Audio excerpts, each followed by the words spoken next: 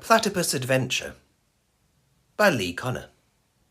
Mother Nature smiled at the last of her creations and whispered, "You, little platypus, will be the most special and the most unusual of all my works." She had designed the little creature for the creeks and ponds of Australia, where it would snuffle for shrimps and crayfish. However, Mother Nature was a mischievous soul with a sense of humour. This little brown animal would be a mammal with a twist.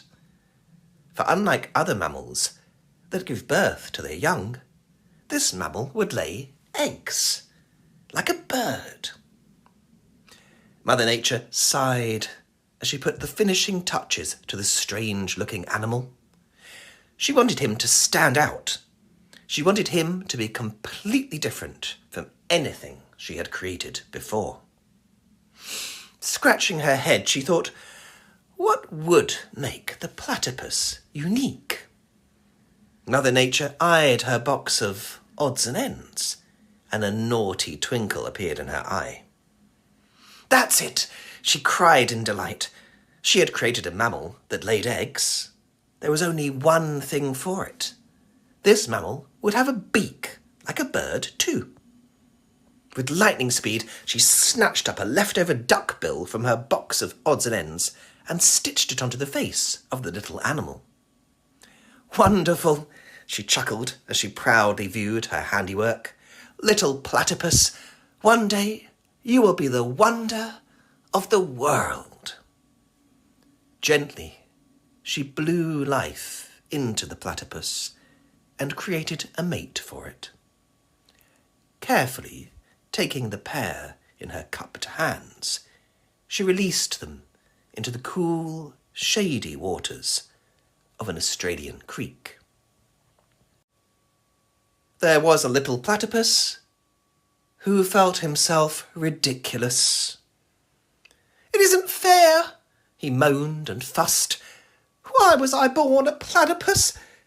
I'm small, I'm brown, I have a beak, and sometimes I just feel a freak." From his branch high above, the kookaburra berated, "You are by far the ugliest creature Mother Nature created." And on he continued with much laughter and merriment. "You look like the result of a bad science experiment. Believe what I say, for I know it's no rumour. You are tangible proof of the Lord's sense of humour." "It's true," came the voice from a bright Rosella, as she smoothed down her plumage and winked at her fella. "Who on earth would miss you?" She laughed with no thought for our poor platypus, so distressed and distraught. "With our beautiful colours, we're a feast for the eyes, and with our talent for flying, we light up the skies. Do you think you'd be missed were you suddenly gone from this shady creek or this cool billabong?" "Rosella is right," baby platypus sobbed. "In the great game of life, I feel I've been robbed. I'm small, I'm brown, I have a beak, and now I know I am a freak." His mother said, "Son, you must learn to feel proud. You should say, 'I'm a platypus,' and shout it out loud. What else can dive deep through waters of mud to snuffle up shrimp from layers of crud?" "Oh, Mother, you really don't know how I feel. I can't spend my time here living life like an eel. It is thrills and adventures now I must seek, and for that I must leave you. Bid farewell to this creek." With tears in her eyes and a pain in her heart, she watched her beloved son prepare to depart. From a branch high above came the galah stern warning, "'Tis folly to flee from the place you were born in." But our brave little platypus was not ready to listen, for he wanted to be where the bright lights glisten. It was fame and adventure he was hoping to seek, and they weren't to be found in this Australian creek. So he swam on and on with no intention of stopping, ignoring the pleas of the tiny pink robin. Refusing to heed their warnings and fears, he dismissed all the friends who'd lived there through the years. Oh dear, came a groan from old Roo. I do believe our dear platypus will end up in the poo. The wombat sniffed in disgust. This just isn't funny, for I fear our dear old friend has gone down the dunny. But still little platypus appeared not to hear. To their pleas and their protests he turned a deaf ear. Slowly he saw gum trees starting to thin, replaced by strange houses with roofs made of tin. Tired now, he crawled out in the hope he would spy a safe, warm and dark place to get some shut-eye. His limbs too were aching, and he began to feel weak. Had it been such a good idea to bid farewell to the creek? But he spotted a box, and with his spirits less gloomy, he entered inside. It was dark, though not roomy. His eyelids so heavy, he slept the night through, unaware his shelter housed not one, but two. Unsuspecting his shelter was now high off the ground, and the bulldog beside him was Pommyland bound. 'Twas the humming and creaking that disturbed his sweet dreams. Who am I? What's happening? Life is not what it seems. My dear little platypus, you have made quite an error. Who are you? He retorted, his voice filled with terror. By choosing this crate to keep out of the rain, I'm afraid you will never see Australia again.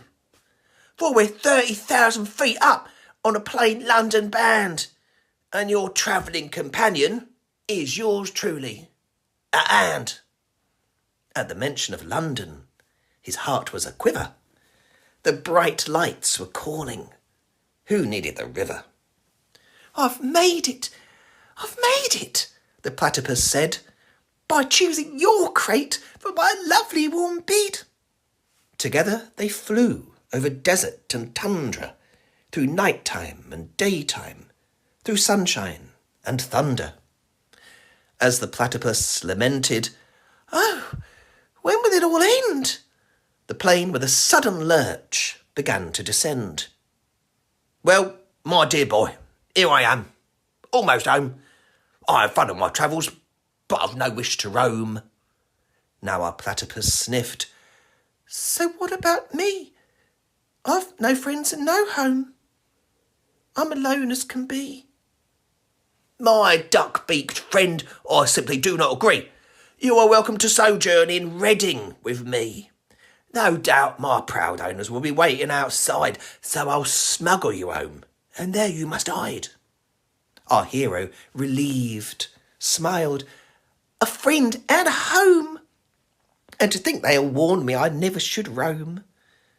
That night, safe in bed, he thought of the future and his friend's silly warning that travel won't suit ya. Then he waited, so patient, till all were asleep, and he crept to the window for just that one peep. But the sight that befell him was a shock to his eyes. No lights and no action, no glittering skies. Oh, bully, my friend, I'm beginning to wonder if leaving my family and friends was a blunder. Are those plans just a myth? Is my head made of teak? Oh, why did I venture away from my creek? A rumble then gurgled from his little brown tum, and he wept for his home and his platypus mum. Please help me, friend. You simply must. For from this place I have to bust. The bulldog gave a gentle sigh. "My platypus friend, oh, please don't cry." Then, guiding him with bark and yap, he led him to that precious flap where cats are free to come and go. What lay beyond, he didn't know. "'Tis here that I must say goodbye," growled Bully as he wiped an eye. "Dear friend, you are the greatest chum, but no replacement for my mum." So bidding farewell to his dear old chap, he slithered through the narrow flap. Outside was wet, both cold and grey. What shall I do? Oh, who could say? But then what joy! His heart took flight. 2 duck-billed friends came into sight. "Hello," he called. "You look like me. Can I join you? Can we make 3? "Oh, look at that," the 2 ducks quacked. "A beak like ours, but like a rat." And all the farmyard animals gathered round to prod and tease and put him down. Desperately he longed to run and hide, but recalling these words, he proudly cried, "I am special and I'm unique. I am most certainly not a freak." Not wishing to show them the tear in his eye, he headed for sanctuary in the river nearby. But the current was strong, and our baby was weak, and he'd never felt danger like this in his creek. Pulling him, pushing him, hither and thither, he struggled to master the mighty Thames River. But a platypus pup is more able than most. Of its unique adaptations it can happily boast. With a tail that stores fat and 2 layers of pelt, the cold and real hunger are not frequently felt. As he floated along with his rumbling tum, his thoughts were of Oz and his platypus mum. Past London's famed landmarks our platypus drifted, but in spite of those sights his spirits weren't lifted. And wearily then he crawled onto a plank, dredged up by the tide on the shore near Southbank. "What do we have here?" said a posh London lady. "It looks like a platypus. It looks like a baby. That's quite bizarre. It's very queer. How did a platypus end up here?" By now our young hero was terribly weak, and he lifted his head with a pitiful squeak. "Oh dear, you poor thing. I'll get help right away. I know what I'll do. Call the RSPCA." A man soon arrived from that organisation, popped him in a box with little persuasion. "Where will you take him, and what will you do?" "Don't know," he replied. "Might try London Zoo." On arrival, the keeper viewed the contents with glee. "There's none other in England, and it's a baby." So they put him on show in a special glass tank with a replica creek and his own riverbank. Huge crowds queued to see him, and simply because he was the only living platypus on display outside Oz. From the meek to the famous, from the fat to the thin, everyone came to see him. Why, even the king. "One has only one question." He seemed most sincere. "How on earth did a platypus get all the way here?" The keepers just looked at the king almost blankly. "We really don't know, sir," piped up one most frankly. though stuffed full of shrimp, and his fur smooth and sleek, he still longed and he pined for his Australian creek. The little platypus pressed his face to the glass and wondered how long his imprisonment would last. For fame wasn't all it had cracked up to be, and nothing compared to a life being free. Day by day he swam in his celebrity tank, and further his little heart sank. He declined all his food, determined to last. Until I am free, I remain on this fast. For days upon end, not a shrimp passed his beak. He just lay in his hole and dreamed of his creek. Poor little thing, said the crowd in dismay. If he doesn't start eating, he'll just fade away. Soon news of the sick little platypus spread, even finding its way to the Australian head. This is really not on, said the Aussie Prime Minister. He was smuggled to England by means frankly sinister. Send notice to England. Do it right away. Platypus must return home without further delay.